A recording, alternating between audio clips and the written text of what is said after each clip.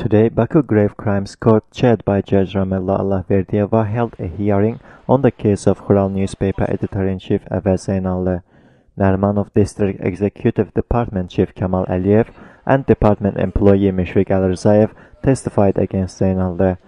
Kamal Aliyev said that there are 4 court decisions that order Zeynallı either to give a retraction or to pay compensation. According to the executive department chief, Zeynallı refuses to fulfill the court order in spite of repeated warnings. Mishfiq Alirzayev also confirmed that Zeynallı fails to fulfill the decisions of the court. Avaz Zeynallı said that he had paid most of the compensations but did not have enough money to pay all the damages.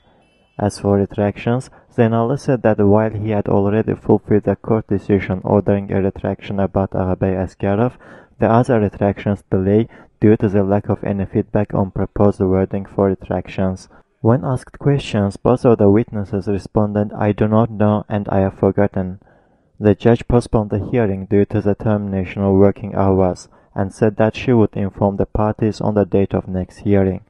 Avaz Zeynallı is charged under Article 311.3.3 taking large bribe and Article 311.3.4 extortion.